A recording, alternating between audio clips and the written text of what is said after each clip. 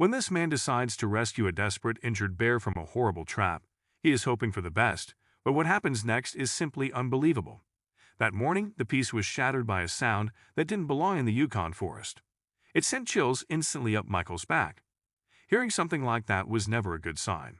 Something was terribly wrong nearby. But what? The sharp, agonized cry echoed through the trees, freezing Michael in his tracks.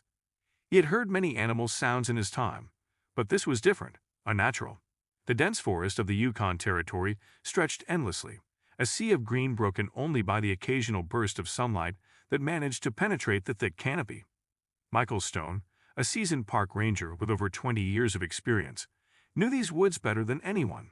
He had spent countless days and nights navigating the rugged terrain, protecting its inhabitants from both natural and human threats. But nothing could have prepared him for the horrible noise that echoed through the forest that eerie morning. As he had ventured deeper into the Yukon woods earlier that morning, the familiar sounds of nature had surrounded him, the rustling of leaves, the whisper of the wind, and the occasional snap of a twig underfoot.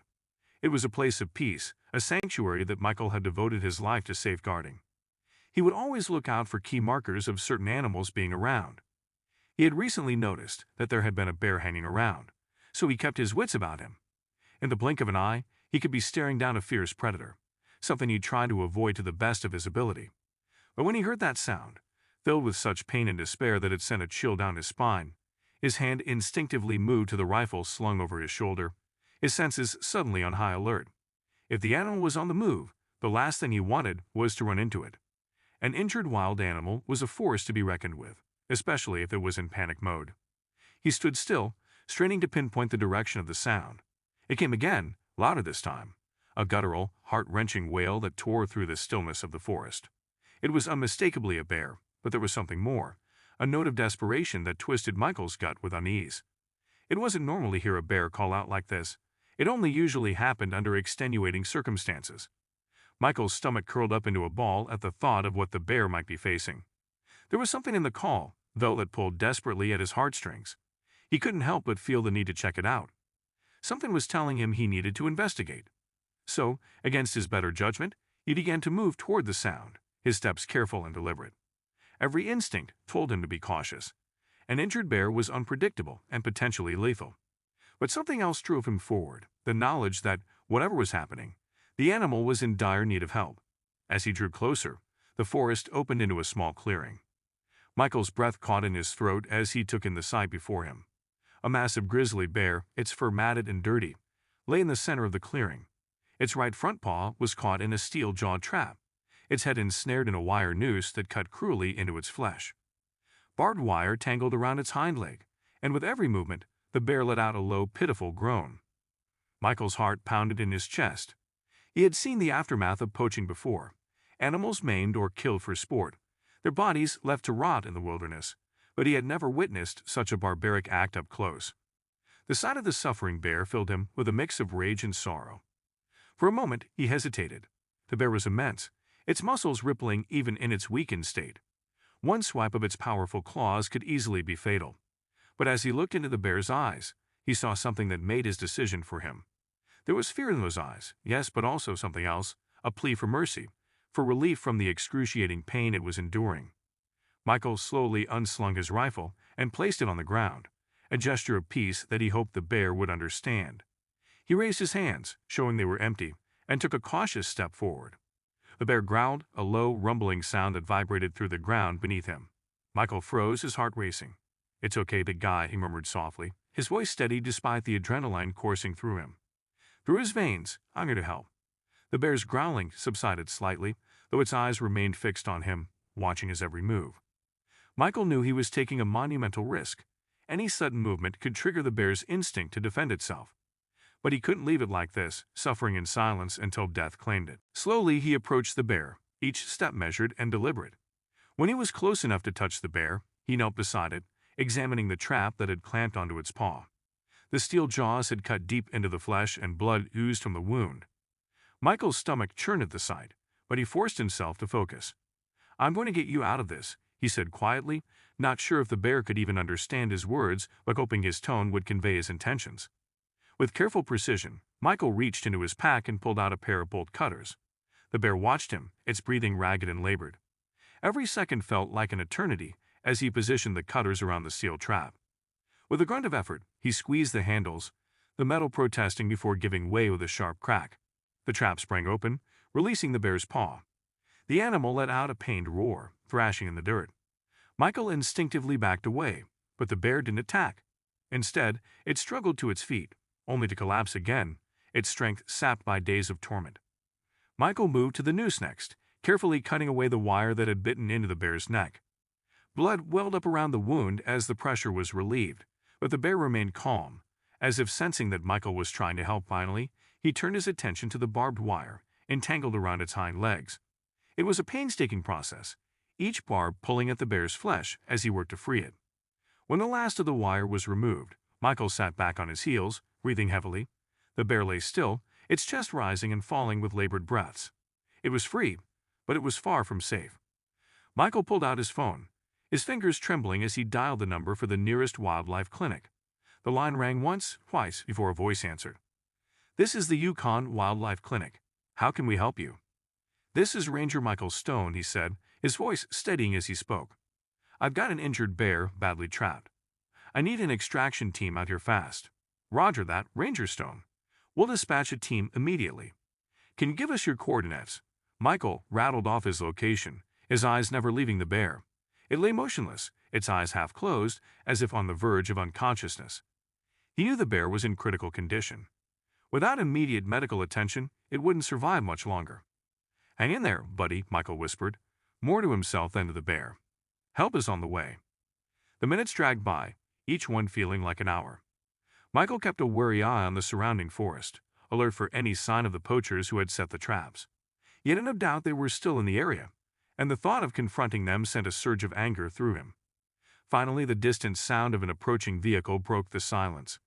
Michael stood up, waving as the wildlife clinic's truck came into view. The team, a veterinarian and 2 assistants, quickly unloaded their gear and approached the bear with caution. "Jesus," the vet muttered as he took in the bear's condition. "What kind of monster does this?" "Poachers," Michael replied grimly. "We need to move fast. He's lost a lot of blood." The team worked quickly, sedating the bear and carefully loading it into the transport vehicle. Michael helped as much as he could, his heart heavy with worry. As they prepared to leave, the vet turned to him. "We'll do everything we can, but I won't lie. It's touch and go. He's in bad shape." "I understand," Michael said, his voice tight. "Just do your best." With that, the truck rumbled to life and set off down the dirt road, the bear's fate now in the hands of the clinic's skilled staff. Michael watched it disappear into the distance, a sense of helplessness washing over him. But he couldn't shake the anger that simmered beneath the surface. Someone had done this, and they were still out there, free to harm more animals. The thought was unbearable. Michael made a decision then and there. He was going to find the people responsible for this, and he was going to make sure they never hurt another creature again. The days that followed were a blur of frustration and dead ends. Michael spent every waking moment trying to track down the poachers, but they were elusive. Leaving no trace behind, he set up surveillance cameras at known hunting spots, hoping to catch them in the act. But the forest remained eerily quiet. Meanwhile, updates from the clinic were sparse and worrying. The bear whom the staff had nicknamed Bruin was hanging on by a thread. His wounds were severe and infection had set in. The veterinary team worked tirelessly to save him, but there were no guarantees. Michael felt a growing sense of desperation. He had to find the people responsible before Bruin was released back into the wild. The thought of the bear being trapped again, or worse, killed, was unbearable. It was late one night when Michael's phone buzzed, jolting him awake. He grabbed it, squinting at the screen. It was an alert from one of the wildlife cameras he had set up. Heart pounding, Michael jumped out of bed and quickly dressed. He grabbed his gear and headed out into the night, his breath cloudy in the cool air. The forest was silent, save for the crunch of his boots on the ground as he followed the signal from the camera. The deeper he ventured into the woods, the more his anxiety grew. The camera had picked up movement in an area he rarely patrolled, a remote corner of the forest far from any trails. It was the perfect place for poachers to operate unnoticed. As he approached the location, the forest grew darker, the trees closing in around him. He slowed his pace, moving as quietly as possible. The last thing he wanted was to alert whoever was out there. Finally, he reached the clearing where the camera was located. The moonlight filtered through the trees, casting long shadows across the ground. Michael crouched low, scanning the area. Then he saw it, a freshly laid trap, its steel jaws gleaming in the pale light. His heart skipped a beat. They were here. But before he could react, a sharp snap echoed through the clearing. Michael spun around, his flashlight beam cutting through the darkness. A shadowy figure was moving toward him, the outline of a rifle slung over its shoulder. Without thinking, Michael lunged at the figure, tackling them to the ground. They struggled, but Michael was stronger, fueled by a righteous fury that had been building for days. He wrestled the rifle away and pinned the person down. The beam of his flashlight illuminated the face of a middle-aged man, his eyes wide with fear. "Who are you?" Michael demanded, his voice low and dangerous. "Why are you doing this?" The man didn't answer, his eyes darting around as if searching for a way to escape. "Answer me," Michael shouted, shaking the man. "How many traps have you set?" The man finally broke down, his voice trembling as he spoke. I'm sorry. I didn't mean to. I was just trying to make some money." "By torturing animals?" Michael's voice was cold, every word laced with disgust. "You're going to pay for this." He pulled out his phone and called the police, keeping a firm grip on the poacher until help arrived. The man offered no resistance as he was handcuffed and led away, his head hanging in shame. As the police secured the scene and began cataloging evidence, Michael's thoughts turned back to Bruin. The bear had suffered because of this man's greed, and there was no telling how many other animals had met the same fate. The police thanked Michael for his diligence, but their words did little to ease the knot of anger in his chest. He had stopped one man, but he knew there were others out there, waiting for their chance to strike. The days following the arrest were tense. Michael visited the clinic as often as he could, checking on Bruin's progress. The bear remained sedated, his condition stable but fragile. The staff did everything they could, but the extent of his injuries meant recovery would be a long and uncertain road. They just had to sit back now and pray that the poor bear had enough in his reserves to start to heal from the inside out. In cases like these, it very often came down to whether the animal's body could withstand the trauma it had experienced and the shock. Michael felt confident that Bruin would be the exception. He truly wanted to believe that. As the days turned into weeks, Michael's frustration grew. The clinic was eager to release Bruin back into the wild, but Michael couldn't shake the fear that it was too soon. The poachers had been quiet since the arrest, but he knew better than to assume they were gone for good. Finally, the day came when the clinic decided it was time to release Bruin. Michael was there, watching as the team carefully loaded the bear. In a transport crate, the bear was groggy but alive, his wounds healing, but the scars would remain for the rest of his life. As they drove in the forest, Michael couldn't help but feel a sense of dread.